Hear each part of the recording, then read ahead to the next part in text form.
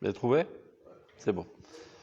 Omnam, במסיבות הקודמות, מצד התכונה שהלימוד התורני המוסרי והמעשי היה מורגל להיות לבוש בה בימים שעברו, באותם הימים בכלל עוד לא היה כללות הדור מוכשר לדמות שהוא ראוי לשאיפות גדולות. C'est-à-dire, dans les époques plus anciennes, dans la manière dont ils étudiaient, leur niveau de moralité, etc., et leur habitude, la génération ne pouvait même pas imaginer qu'elle était capable d'avoir des aspirations hautes et nobles. C'est-à-dire, non seulement elle ne les avait pas, les aspirations hautes, elle n'était même pas capable d'imaginer qu'elle puisse avoir des aspirations hautes. Quelqu'un qui a été le masgal ou pas? Juste pour caparat à vos notes.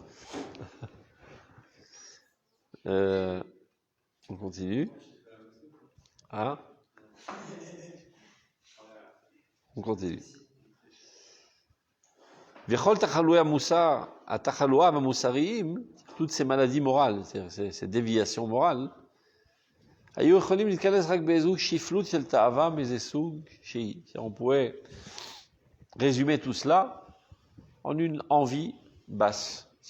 Quand les gens fautaient, c'était pas un problème existentiel, de principe, etc. Tout simplement, ils avaient des envies et ils savaient pas comment contrôler leurs envies, comment retenir leurs envies.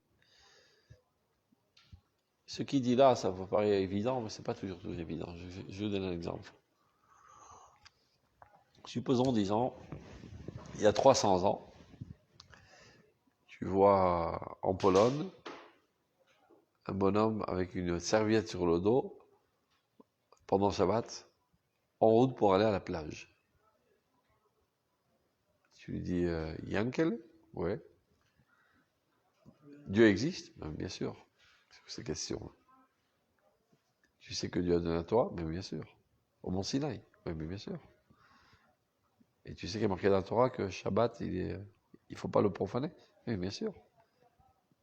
Alors pourquoi tu vas à la piscine? J'ai envie. Hein? Mais attends, je fais tout va. Premier scénario. Deuxième scénario.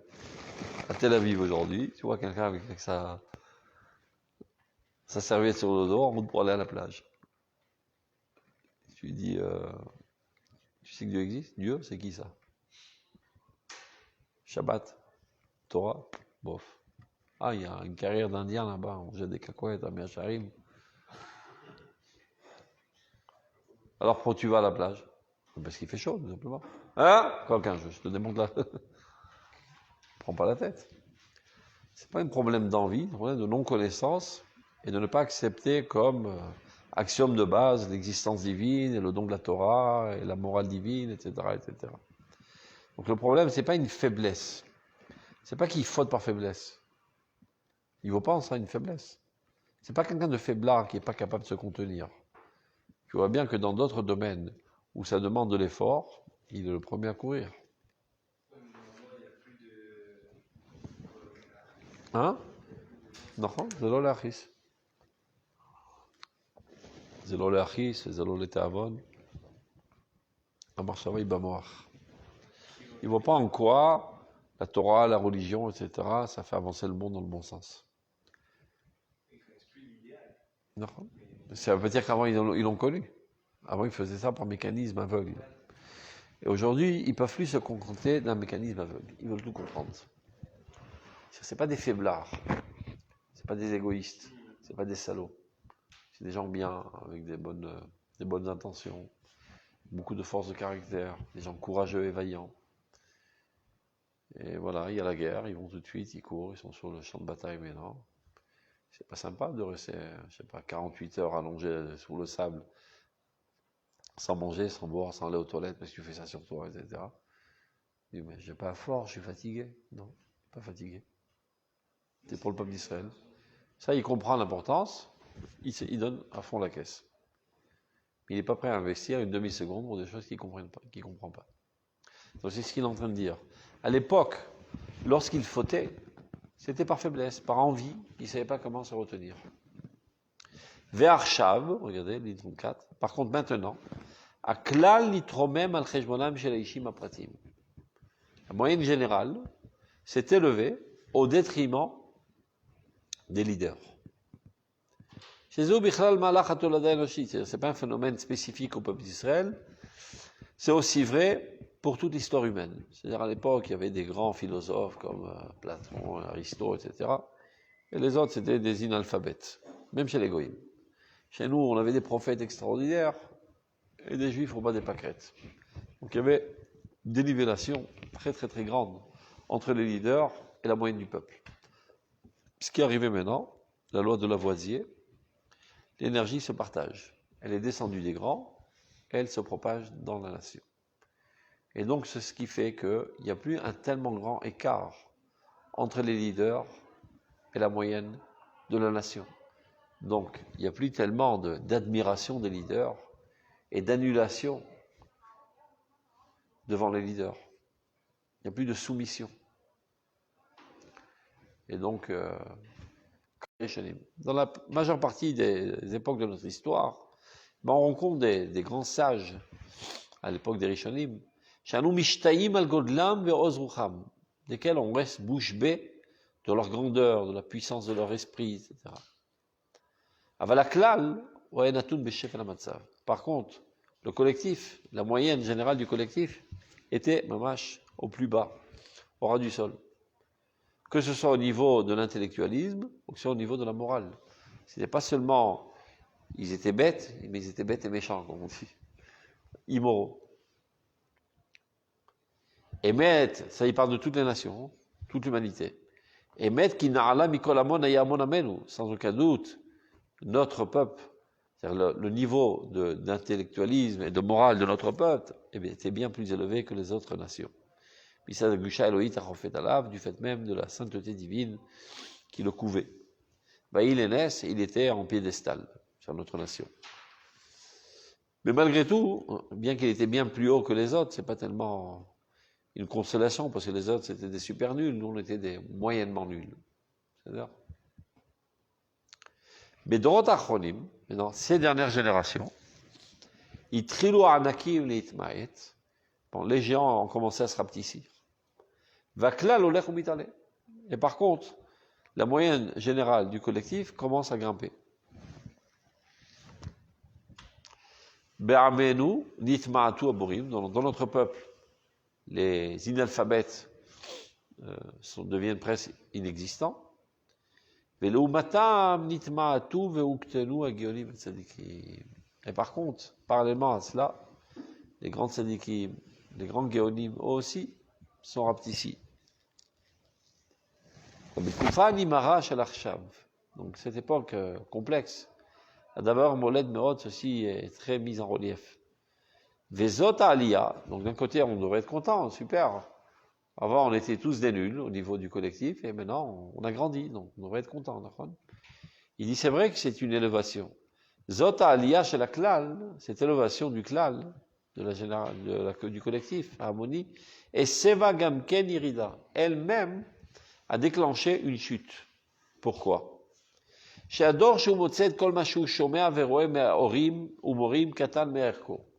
Notre génération constate que tout ce qu'elle voit et qu'elle écoute de ses parents et de ses enseignants est plus bas que lui-même.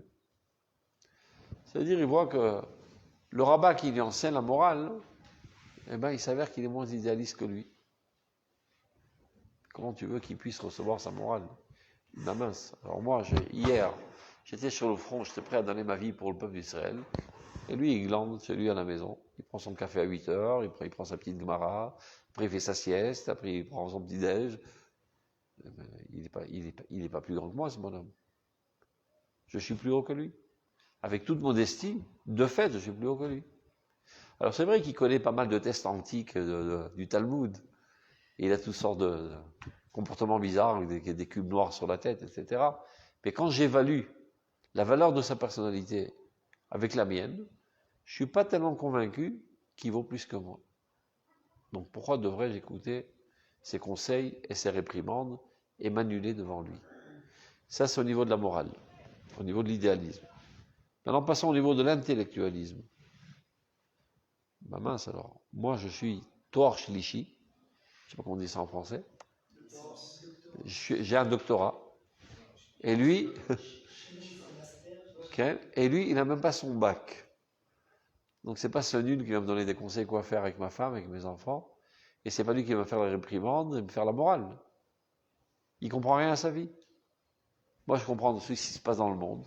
Lui, à part ces livres antiques, là, de comment mettre un sachet de thé dans un deuxième verre, un troisième verre, il comprend rien à sa vie. C'est un nul, mais qui sort. C'est comme ça qu'il le considère. Alors, comment tu veux qu'il puisse être soumis devant lui?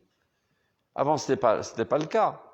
Parce que le juif moyen du Mélarc ou bien du ghetto, il savait même pas écrire. Donc même quand il devait faire un contrat de location de maison, il allait chez le rabbin, c'est le seul dans le coin qui sait écrire. Quand il avait des problèmes de conjugalité avec sa femme, il allait chez le rabbin. Des problèmes d'éducation, il allait chez le rabbin. Le rabbin, c'était l'homme à tout faire. C'était la seule lumière dans l'obscurantisme total. Donc évidemment qu'on l'admirait, et lorsqu'il nous brillait les yeux et qu'il nous réprimandait, tout de suite on se redressait. Aujourd'hui, tu vois pas le rabbin de bas en haut. Et souvent c'est le contraire. Tu le vois de haut en bas. Tu sais, c'est un nul. Bah, il a une grosse barbe, un truc, il se la joue là dans son bête midrash, mais dans la vie réelle, il comprend rien. Il marche à côté de la plaque. Ça, je parle au nom des gens laïcs. Sachez-le que c'est comme ça qu'ils considèrent. Et malheureusement, souvent, ils n'ont pas tort. Parce qu'il se peut que ce bonhomme a choisi d'étudier la Torah par manque de choix. Parce qu'il ne sait pas faire autre chose. Parce qu'il n'est pas assez courageux pour affronter la vie.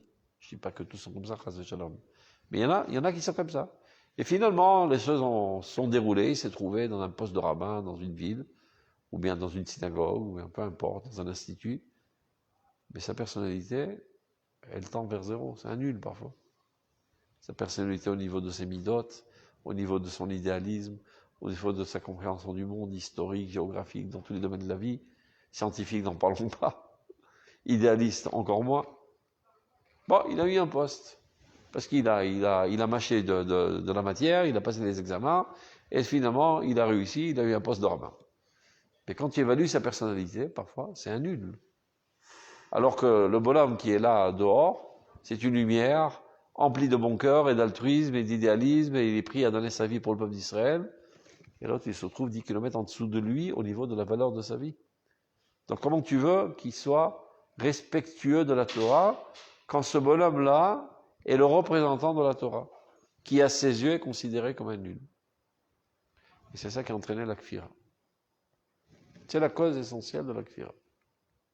Donc c'est ce qu'il dit. Cette aliyah du collectif a déclenché une chute de l'abandon de la Torah et des mitzvot. Est-ce que quelqu'un qui a par exemple un Torah réfléchi, il est plus apte à étudier un livre comme Moreh Nevuchim qui se base sur des théories philosophiques? Ça se pourrait. S'il connaît la théorie d'Platon et d'Aristote, donc il a déjà des données et comprendra un peu plus que ce qu'explique le Rambam. Mais n'ayant pas de Hirat Shamayim, il n'aura pas de Siyata Dishmaya pour comprendre. Alors, s'il a de la Hirat Shamayim en plus, évidemment qu'il a plus d'atouts pour comprendre. Top, continuons. Ça fait mal à dire s'il aura fou, mais c'est la vérité, on n'y peut rien. On reprend.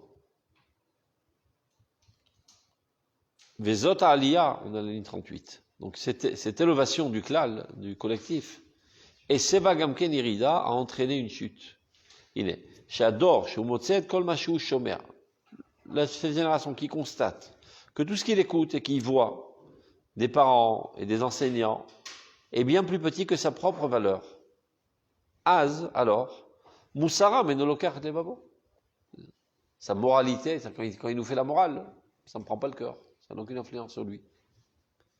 Veno mashbir et tzimulo, et à plus forte raison que ceci ne satisfait pas sa soif. C'est-à-dire quand il est assoiffé de savoir, il pose des questions pointues et pertinentes. Aucune chance de trouver des réponses. Les enseignants ne sont pas à la hauteur des questions. Parce qu'ils n'ont pas étudié ces sujets. Gameno matil alav shum e papahad. Il a plus peur. À l'époque, il tremblait des enseignants. Aujourd'hui, qui a peur des enseignants? Il peut maudire tout ce qu'il veut, tu auras l'enfer, etc. Je n'y crois pas, alors tu peux dire ce que tu as envie. Tu auras l'enfer, mais vas-y toi-même à l'enfer. Non, tu seras pendu par les yeux à l'enfer. On va te crever les yeux toi-même. Il lui fout une baffe, tout simplement. Il ne voit pas ce qu'il veut de sa vie. Bon, pourquoi tu m'insultes? Parce que je t'ai fait de mal. Il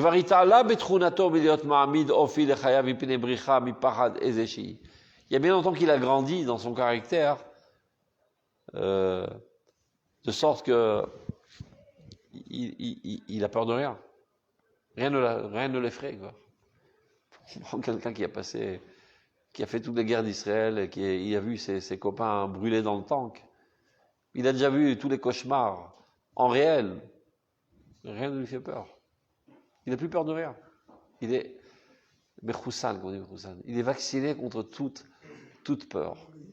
Immunisé, il a peur de rien. Donc, des peurs concrètes, réelles, il n'a pas peur. À plus forte raison, des histoires dans de vous, quand tu mourras, on va te brûler à l'enfer.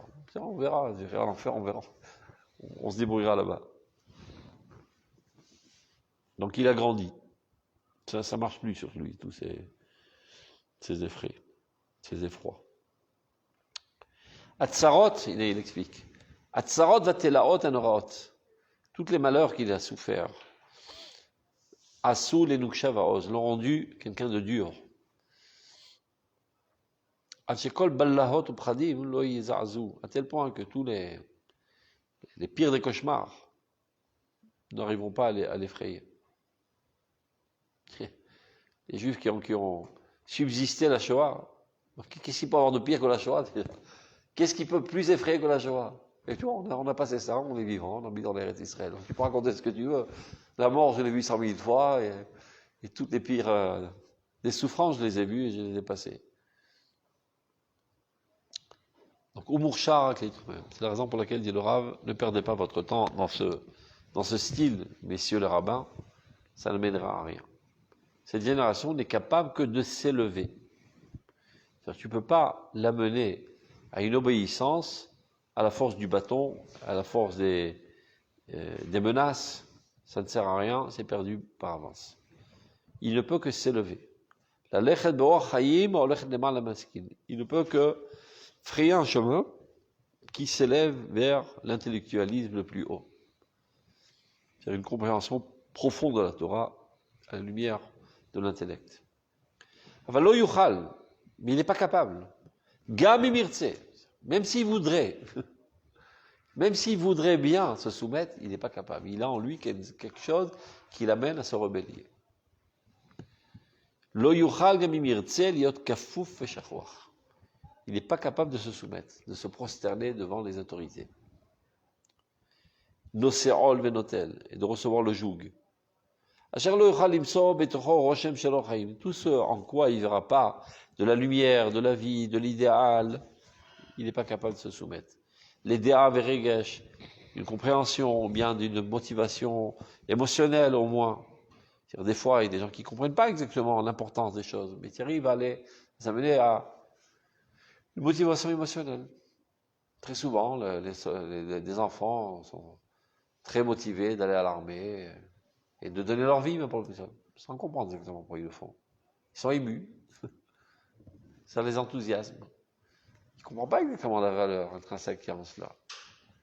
Au moins, ils ressentent quelque chose. Parce qu'il n'y a ni ça, aucune chance. Ou il comprend, ou il est ému. Mais ce n'est pas un coup de bâton que tu vas le faire avancer. Ou l'oyochal la chouv mir'a. Il faut que vous rentriez dans le crâne une bonne fois pour toutes, messieurs les rabbins. Cette génération n'est pas capable de faire tchouva par la crainte. C'est perdu par avance. Aval me'on murshar la chouv me'ava. Par contre, elle est totalement apte à faire tchouva par amour de Dieu. Amour de Dieu, compréhension des idéaux de Dieu. Adhérer à l'idéal divin. S'identifier avec l'idéal divin. Ava, c'est la même valeur numérique que Echad. S'unir totalement avec l'idéal divin. Ça, il est capable. Il dit, mais non, tu vois, ils mangent du porc, le truc, ce sont des nuls. Tu te trompes sur toute la ligne. C'est pas parce qu'il mange du porc qu'il est Mechal Shabbat que c'est un nul. C'est quelqu'un de très grand. Il est capable de comprendre les choses les plus profondes. Et il attend qu'on lui explique les choses les plus profondes. Et le jour où il recevra satisfaction et réponse à ces questions pertinentes profondes, il sera encore plus religieux que toi, monsieur le rabbin. אבל מאוד מוכשר הוא לשוב מאהבה, שיראת הרוממות יתחבר עימה. Il arrivera à l'amour de Dieu, à laquelle viendra s'unir l'amour de, comment on appelle ça, de l'admiration de Dieu. Voilà. De l'admiration de Dieu. C'est une crainte d'admiration, pas une crainte de recevoir un coup de massue. Une révérence, on pourrait dire. Une crainte de révérence envers Dieu. Achav, dit le Rav, tout ce que je suis en train de dire, c'est au niveau du potentiel. Ne rêvez pas que tout ce que je suis en train de dire se trouve déjà mis à l'œuvre dans la personnalité des Juifs en Eretz Israël. Befoal, odlo aussi, shum davar. De fait, il a rien mis à l'œuvre. Tout ce que je suis en train de dire, c'est au niveau de la potentialité. Maintenant, pourquoi il a rien mis à l'œuvre? Parce qu'on ne lui a pas apporté l'alimentation adéquate pour mettre à l'œuvre ce potentiel. Befoal, odlo aussi, shum davar le maaseh udor enu anir ash. Aval bekoar, par contre, au niveau du potentiel, yesh lo rav, il en a énormément. Et pour appuyer sa théorie, Dor Kazé, une telle génération, Ayotse la Haoreg, qui est prêt à aller se faire tuer, Be'oz Nefesh, avec un courage sans pareil, Bejul Matarot Shen Nisgavot les vidéos, pour des objectifs qui sont élevés et importants à sa compréhension.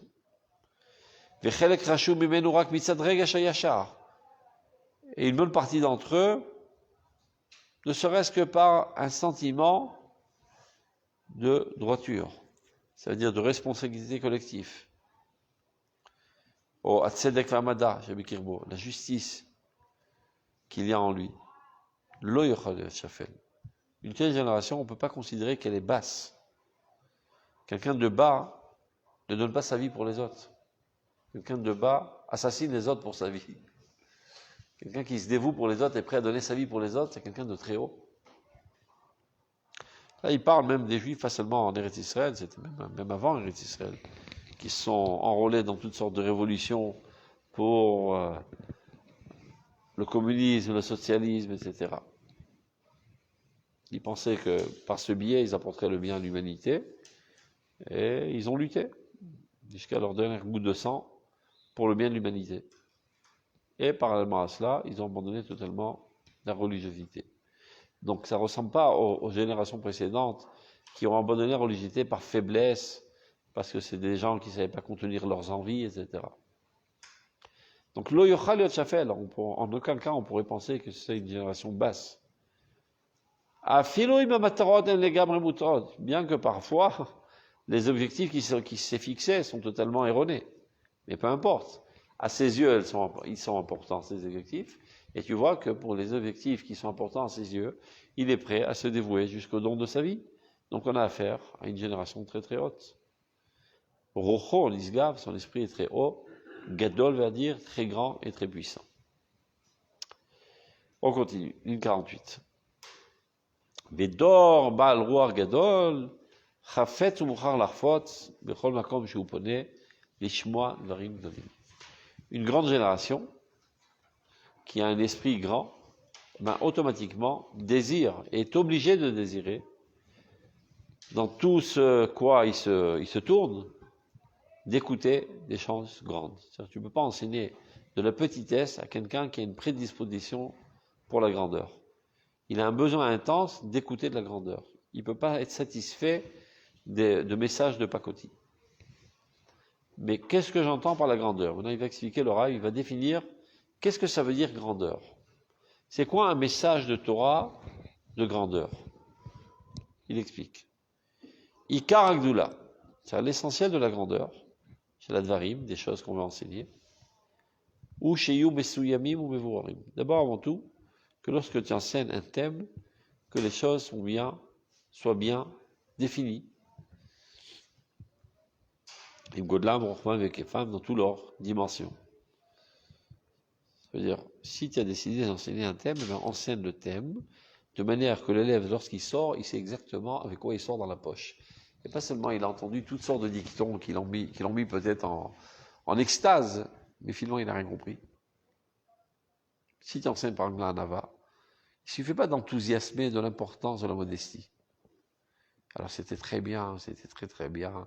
Ça m'a réchauffé le cœur, les paroles et comment ça s'appelle, la rhétorique de ce rabbin.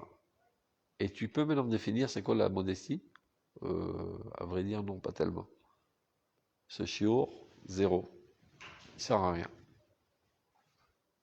Parce qu'il ne pourra pas forger sa personnalité. En tant que modeste, il sait pas c'est quoi la modestie.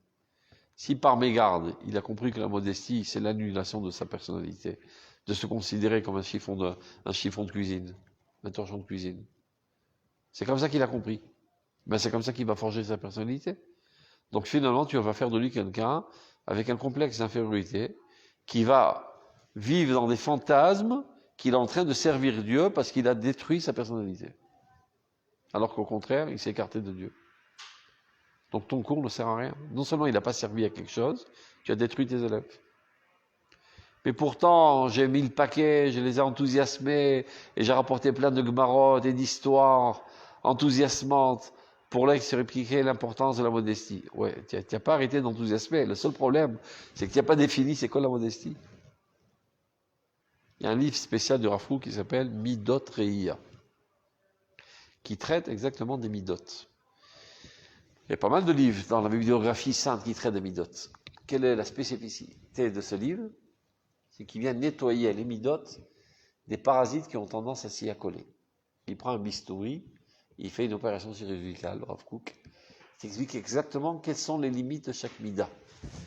Parce que parfois, ça colle à la modestie, un manque de yuzma, on dit yuzma?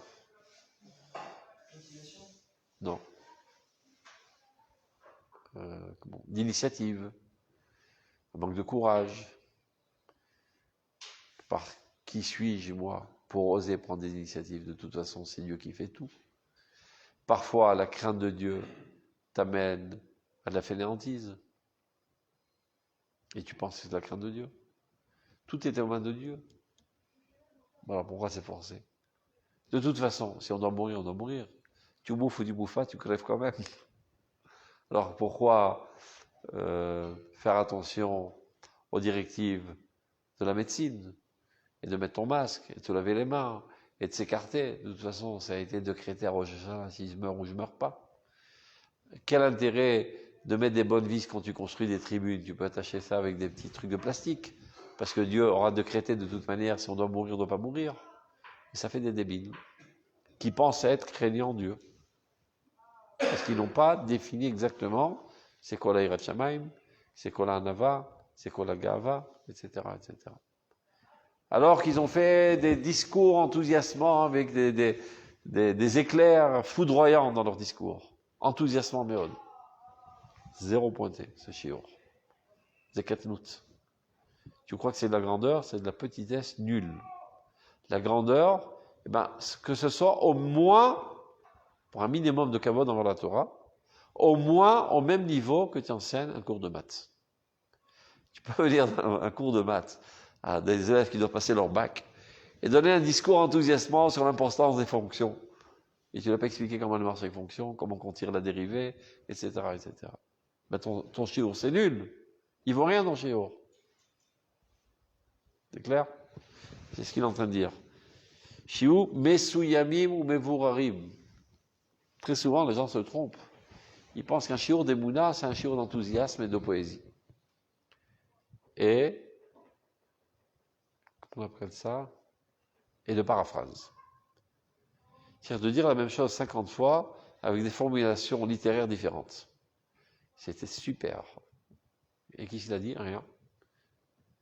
Il répète 50 fois la même chose avec toutes sortes de formules, plus enthousiasmantes. Il raconte une histoire. Il pense que la Emouna, c'est des histoires de grand-mère. Voilà, on va donner un shiur d'Emouna. Alors c'est l'histoire d'une femme qui avait le cancer. Elle est allée chez le médecin, il a dit vous avez un cancer dans les poumons, il faut opérer. Après elle est allée chez le Baba Sali, elle a pris un verre d'arak. Et le lendemain il n'y avait plus de cancer. Waouh, extraordinaire. Un super shiur d'Emouna. Ça s'appelle des histoires de grand-mère. Ça n'a aucun rapport avec la Emouna. La Emouna, ce sont des pensées vraies, contrairement aux pensées fausses. De la même manière qu'il y a une action vraie et une action fausse. Manger du porc, c'est faux. Manger kasher, c'est vrai. Il y a une pensée qui est interdite, qui est fausse, qui est shaker. Par exemple, de penser qu'il y a du fatalisme, c'est sheker. De penser que Kol Maktoub, comme prétendent tous les Sfaradim qui ont baigné dans l'ignorance arabe, c'est sheker. Kol Maktoub. Tout était écrit par avant. Tu as raté ton bat? Mais mon fils, Yaouldi, Kol Maktoub. C'était pas écrit dans l'ancienneté ton bac. Au lieu de te dire la prochaine fois, fais plus tes annales du bac, prépare-toi à la mieux, etc. Le Maktoub. Maintenant, d'où vient cette ignorance, cet obscurantisme? De l'islam. C'est vrai que les Arabes, ils conduisent comme des fous sur la route. Dommage. La quasi-totalité des accidents, ça vient des Arabes. Parce qu'à Kol Maktoub. Si de toute manière je dois crever sur la route, je creverai sur la route quoi qu'il en soit. Donc je prends tous les risques, je m'en fous. Il double à gauche, il double à droite, il double en montée, il double quand il voit rien, il s'en fout pas mal. Et donc tous les jours il y a des accidents. Mais les qui crevent, c'est pas tellement grave, ils assassinent des juifs. Des criminels. Donc, des fausses pensées ont des répercussions sur la vie active. On est d'accord Hein? On est d'accord qu'au niveau pratique, tout est écrit. Rien n'est écrit. El Maktoum. El Maktoum. De dire que c'est Maktoum, c'est une kfira. Si tu te dis, c'était écrit par avance que tu manges du porc. Tu n'aurais pas pu ne pas manger du porc. Ben alors pourquoi tu es puni quand tu manges du porc? Et la mort, La mort. par exemple, parce que quand on dit c'est un terroriste qui t'a tué, si lui il fait tchouva, non pas un terroriste. Qui fait tchouva? Si le terroriste fait tchouva, il y aura Ganédens, on lui dira entre guillemets, s'il fait une tchouva chez les gens, on lui dira ah bon, Hachem, D'abord, il y a des choses qu'on ne comprend pas. t'as accompli la Je commence déjà par ça. Ne soyons pas orgueilleux de penser qu'on comprend tout Anagat Hashem. Il y a des choses qui sont au-delà de notre compréhension. Et si on essaie de toujours expliquer Dieu, donc Dieu devient le fruit de notre conception et c'est nous qui le créons. Il faut avec beaucoup d'humilité de savoir qu'il y a des choses qu'on ne comprend pas.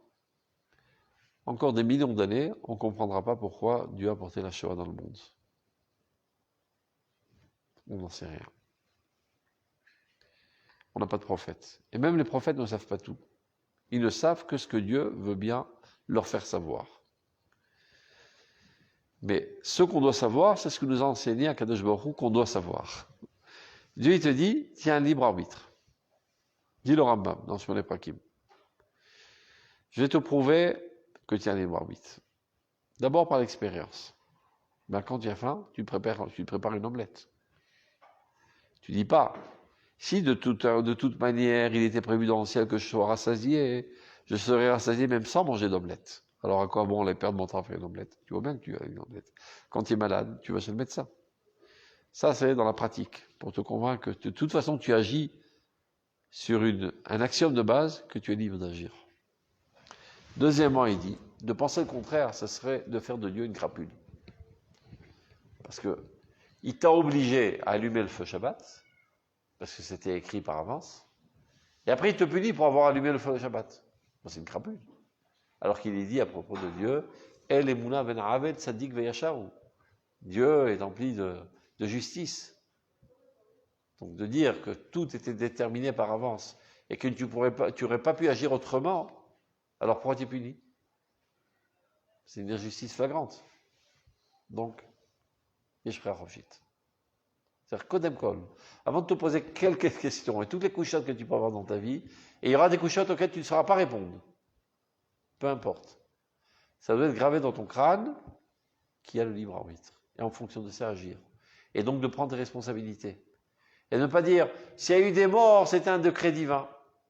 Regarde. D'abord, je vois mes responsabilités à moi. Peut-être que j'ai rentré trop de personnes et je les ai coincées dans un endroit où c'était presque inévitable qu'il y ait des morts. Peut-être que j'ai mal construit mes tribunes et je dois faire tchouva. C'est-à-dire, en quoi je vais faire tchouva? Pas aller vérifier mon Lachon Hara et mon Limut Torah. Je fais tchouva d'abord que je construis des tribunes comme il faut. Et quand j'ai fait un accident de voiture, pareil. Peut-être qu'il n'y avait pas assez d'huile dans mes freins. Peut-être que j'étais endormi. Peut-être, j'en sais rien, juste à ce moment-là, j'ai regardé mon iPhone. Et en ça, je dois faire tchouva. Il faut toujours chercher la cause la plus proche de l'événement. Tu n'as pas trouvé là, tu montes encore un cran. Tu n'as pas trouvé là? Tu montes encore un cas. Mais par exemple, sur- Et pas directement te déresponsabiliser des causes premières et d'aller chercher dans des choses mystiques dans lesquelles tu sais que personne ne va t'accuser. De toute façon, c'est pas moi qui est coupable. C'est parce que dans la mezouza, il y avait une lettre qui était effacée. C'est pour ça qu'il y a eu un accident de voiture. Mais moi, je suis parfait. J'ai rien à me reprocher. C'est très facile, comme ça, de s'évader de toute responsabilité. mais on est d'accord qu'on ne peut pas dire par exemple que oui, on fait tu vois sur le fait que maintenant voilà, il y a eu c'est 100 000 personnes à Méron, et que dans tous les cas, c'est 45 qui seraient morts ce jour-là. Ils seraient peut-être pas morts à Méron, mais ils seraient morts ce jour-là dans tous les cas. Et alors? Ça change en rien que je suis responsable du fait qu'ils soient morts là-bas. C'est pas obligatoire qu'ils seraient morts, dans tous les cas, c'est 45 à un gauche. Dafka ici ou Dafka là-bas? Je n'ai pas compris ta question. Ce jour-là. Est-ce qu'il était obligé qu'il meure ce jour-là? Oui. Yacholiot. C'est l'omanien aussi. Je ne rentre même pas dans ces considérations. J'ai dit, il y a des questions auxquelles je n'ai pas de réponse, et il y a des questions que je n'ai même pas le droit de poser. C'est absurde de les poser. Mais ça ne m'intéresse pas. Ce qui m'intéresse, quand je dis, chaque fois que je pose des questions envers Dieu, pourquoi, ça dépend quelle est ta question. Je donne un exemple. Si tu dis, comment il s'appelle celui-là, déjà j'ai oublié son nom, un d'Achronim qui a écrit un Pérou sur la Gemara, qui Metaretz et Kol Kushot Salta Sot al Rashi. Pnei Yoshua. Pourquoi il a écrit son livre, Pnei Yoshua? Vous savez pourquoi il a écrit son livre? Il y a eu un tremblement de terre, il était enterré sur toutes les ruines. Il a dit à Dieu, si tu me sauves, j'écrirai un livre qui donne réponse à toutes les Kushot de Tosfot Rashi. Il a été sauvé, donc il a écrit son livre. Donc c'est la cause de l'écriture de son livre. Mais non. Pourquoi le Michelet Echarim a écrit son livre? Il écrit lui-même.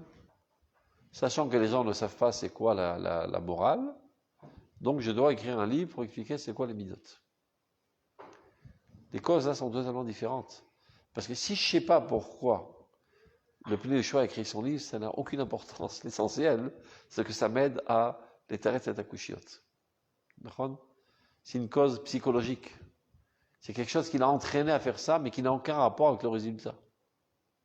Il aurait pu décider de toute autre manière d'écrire ce livre. Ça n'a pas une relation intrinsèque avec la conséquente.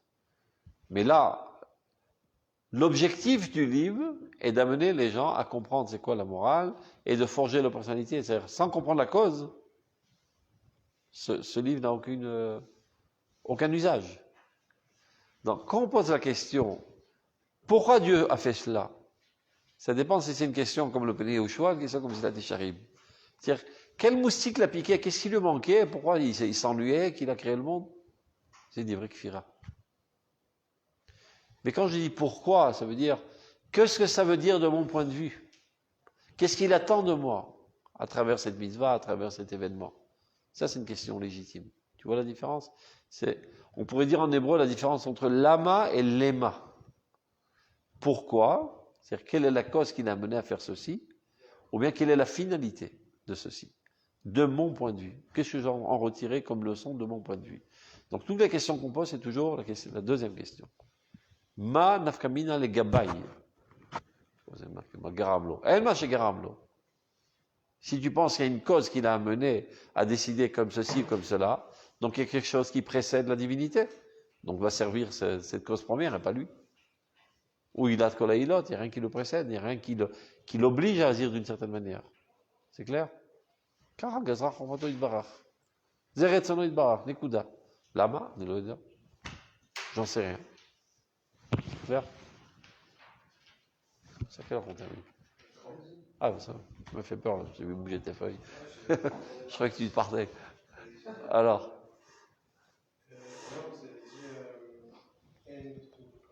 Hein? Okay. Il n'y a pas de déterminisme en français, châtié. Même si je suis sur un truc, c'est vrai qu'il y a le libre arbitre, mais il y a bien des choses qui sont écrites dans la Torah qui sont.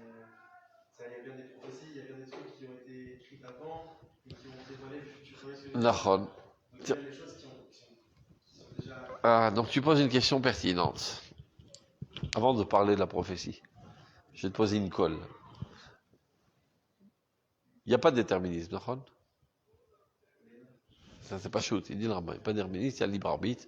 Tu es libre d'agir, mais non, à cette seconde-ci, de foutre une claque à ton copain, de ne pas lui foutre une claque. D'accord? Il y a quelque chose qui t'empêche de le faire? Tu peux lui foutre une claque. Tu peux lui foutre une claque? Oui. Tu peux ne pas lui foutre une claque? Oui. Ça a l'air. Selon. Donc, tu peux ne pas lui foutre une claque. Donc, tu es libre d'agir, hein, c'est clair pour toi. Mais est-ce que Dieu sait si tu vas lui foutre une claque ou pas? Hein? Oui. Ah, mais non, maintenant, on va pousser le vice.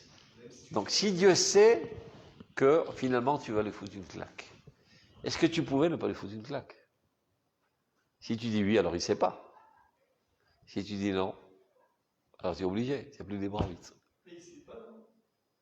C'est clair? Bon, cette couchia, c'est le Rambam qui la pose.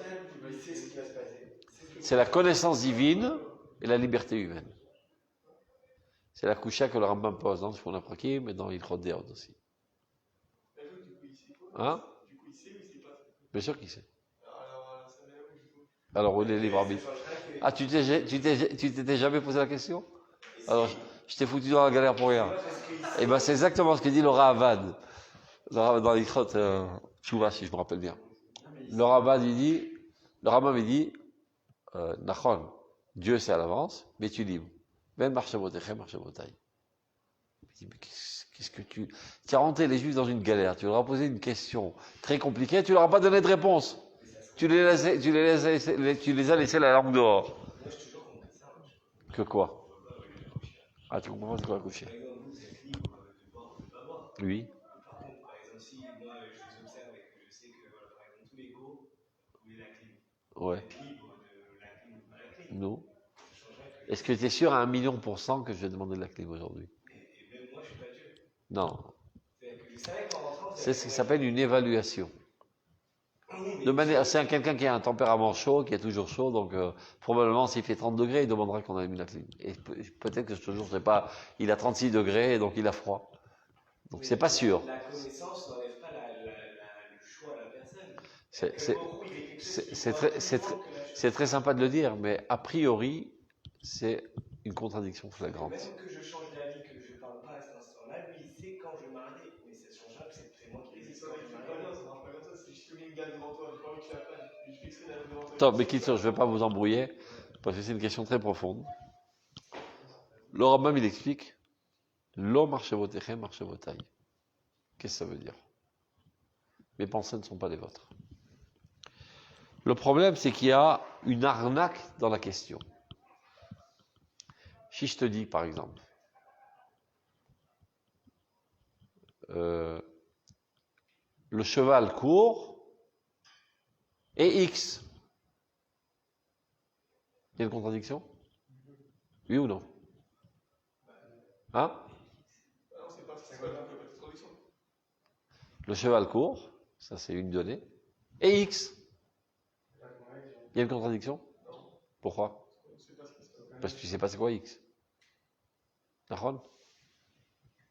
Maintenant regarde. Tu es libre et Dieu sait. Tu sais c'est quoi la connaissance divine? Tu sais dire le mot, la connaissance divine. Mais tu sais c'est quoi la connaissance divine? Tu sais c'est quoi l'œil divin? Il est clair que quand il y a marqué dans la Torah les yeux de Dieu, il n'a pas d'œil. Au moins ça c'est clair.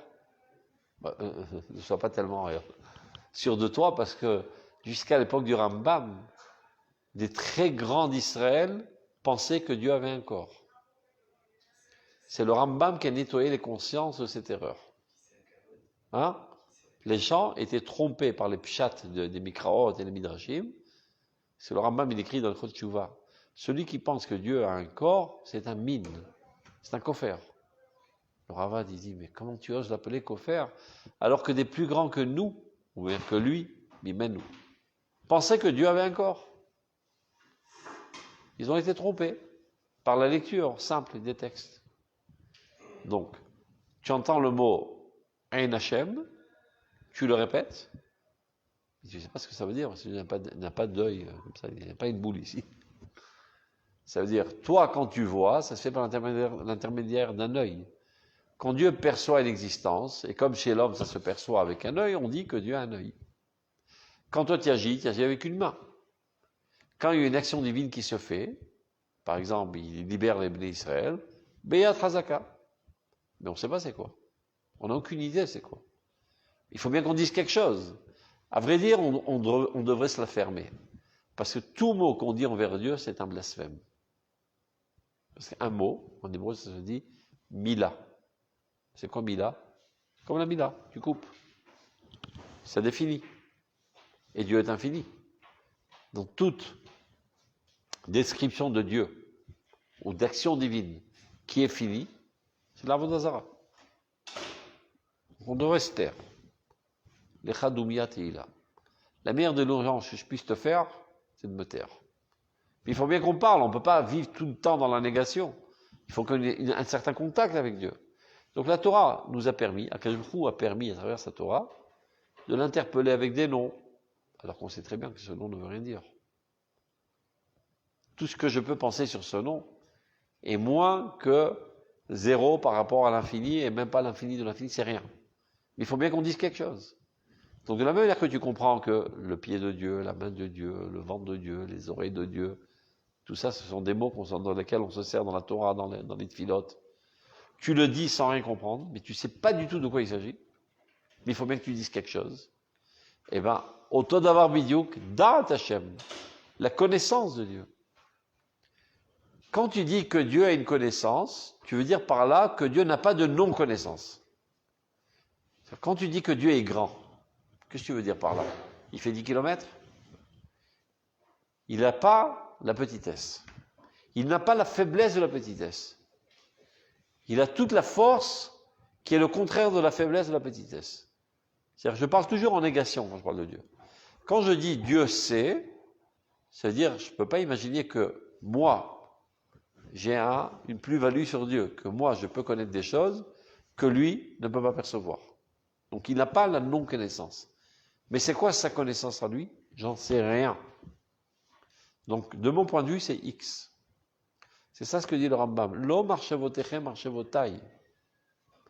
Donc, quand je dis, et c'est ça l'arnaque, c'est de la démagogie dans la question, de te rentrer dans la question une donnée que je te fais soi-disant faire comprendre que tu sais de quoi tu parles, et donc il y a une contradiction flagrante. Tu as un libre arbitre, ça c'est batoire. Ça c'est marqué dans la Torah, le Rambam l'explique, etc. Maintenant je te pose une colle. Ouais, mais Dieu il sait par avance ce que tu vas faire. Regarde, mais qu'est-ce que ça veut dire que Dieu sait par avance ce que tu vas faire? Je ne sais pas ce que ça veut dire, Michal. J'ai aucune idée de ce que ça veut dire. Il n'a pas la non-connaissance de ne pas savoir. Mais qu'est-ce que ça veut dire qu'il sait? Je n'en sais rien. Donc la question ne commence même pas.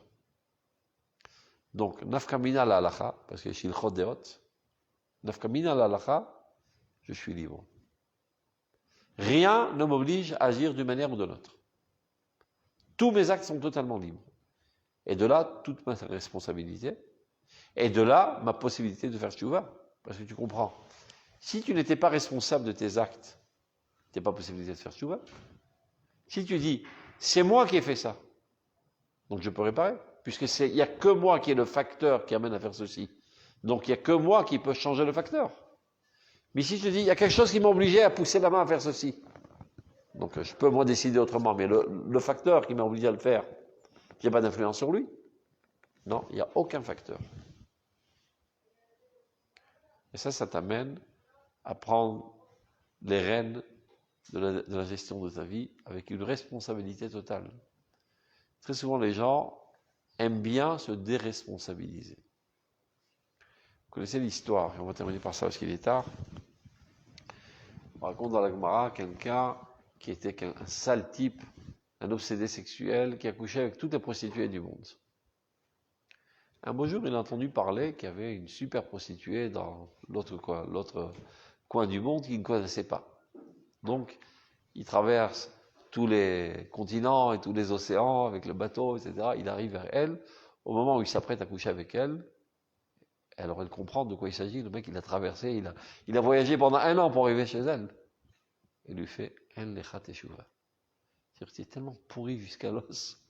Tu as tellement investi d'efforts et d'énergie pour venir coucher avec moi. En lecha teshuva. Tu n'as aucune chance de faire teshuva. Tout d'un coup, c'est la fait une prise de conscience. Ben, mince, une prostituée me fait la morale. Une prise de conscience, il décide d'en faire teshuva.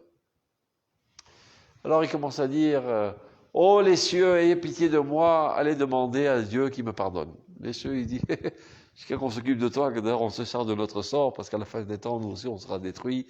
Alors ne prends pas la tête, on se débrouille-toi tout seul. Alors les collines, les vallées, et les montagnes, demandez pitié pour moi devant Dieu. Il y a la même réponse. Et chacun apporte un passou pour dire qu'eux aussi, ils ont leurs problèmes à la fin des temps, etc. Et ainsi de suite, il y a toute une liste interminable où il demande l'aide de toutes sortes de facteurs extérieurs qui viennent à son aide. Jusqu'à qu'il ait compris que tout ne dépend que de lui. Alors il a marqué, il a mis sa tête entre ses jambes, il a gémi de douleur de toutes les fautes qu'il avait faites, à tel point que son âme est sortie de son corps, il en est mort de repentance. Et alors, il y a une voix céleste qui a retenti et qui a dit Rabbi Elazar ben Dourdia, Mezouman le Hayar Lamaba. Rabbi Elazar ben Dourdia. Il y avait à côté de lui Rabbi, Rabbeinu Kadosh. Il a pleuré. Yesh connaît en lamo b'sha'achat. Moi, toute ma vie, je trame. Et je suis pas sûr de rêver en Lamaba. Et ce sale type pourri jusqu'à l'os, en 1 heure, il a gagné son Lamaba. Qu'est-ce que ce midrash vient nous enseigner? Très souvent, des gens, ils se disent je suis pas fautif, je suis comme ça. J'ai grandi dans une famille où l'éducation était nulle, mon père était voleur et ma mère était prostituée. J'aurais pas pu sortir autrement. Et mes parents m'ont fracassé la tête chaque fois, donc c'est pour ça que j'ai une réaction anti-religieuse. Ils ont toujours tendance à remettre leurs responsabilités sur les autres. Tant qu'ils sont dans cette démarche, jamais ils rectifieront le tir, ce genre-là. Le jour où tu comprendras que ta situation actuelle est le fruit de ta seule décision et rien d'autre ne t'a influencé à être ce que tu es. Il y a eu des situations, évidemment, des facteurs environnants. Mais tu avais toujours la totale liberté de décider. Il y a des prédispositions, il y a des influences, peu importe. Tu avais aussi la force de surmonter le problème. Et tu t'es laissé aller. Le jour où tu comprendras ça, tu pourras rectifier le tir. Tant que tu reportes la responsabilité sur les autres, t'es foutu pour la vie. Très souvent, on dit, je suis pas coupable, je suis comme ça, parce que j'ai eu une sale enfance. Mais maintenant, tu n'es plus un enfant, tu as 18 ans. Tu es majeur et vacciné. Et tu es conscient du fait qu'il y a eu des facteurs négatifs qui t'ont amené à ce que tu es. Tu peux les retirer de ta conscience. Tu peux t'auto-analyser et extirper de ta conscience ces éléments négatifs. C'est faisable. Prends-toi en main, mon pote. Seulement quand tu comprendras que tu es un homme totalement libre, tu as une possibilité d'améliorer ta vie. Quand tu penses qu'il y a de maktoub et toutes sortes d'influences sociologiques, historiques, physiologiques et éducatives, etc., et c'était irréversible. Le fait qu'il y a des influences, personne n'en doute. Mais c'était irréversible. Il n'y avait aucune possibilité de faire autrement. Tu es mal barré, mon pote. Tu ne pourras jamais changer. Tu ne pourras jamais comprendre que tu es capable d'améliorer ta vie. Dans tous les domaines, pas seulement dans le monde de la religiosité. Là, je suis un pauvre type, je ne réussis pas dans la vie parce que je suis pas courageux. Mes parents m'ont pas éduqué à être courageux. Je ne sais pas prendre des initiatives. Ils ont toujours fait tout à ma place. Tu as eu des parents nuls, c'est bien dommage. Mais maintenant, ils sont morts. C'est-à-dire, ils n'ont plus d'influence sur toi. Prends-toi en main et décide de changer de cap. Tu es capable parce que tu es un homme libre. C'est le fondement le plus essentiel que le peuple d'Israël a enseigné à l'humanité entière. La liberté. Chofesh. Sans liberté, il n'y a rien. Avant de recevoir la Torah, on doit sortir d'Égypte. Un esclave ne peut pas être un serviteur de Dieu. Tu dois savoir qu'il est totalement libre. Rien ne peut t'obliger à faire ceci, à faire cela, à ressentir comme ça, à ressentir comme ceci. Tu es totalement libre, tout ne dépend que de toi. Ton sort ne dépend que de ton investissement. C'est clair? Il n'y a pas de maktoub. Tu es sfarad par hasard? Pas grave, c'est une maladie qui passe. Moi non plus. Comment on dit. Gère bien. Ah, moi, ça, c'est malade.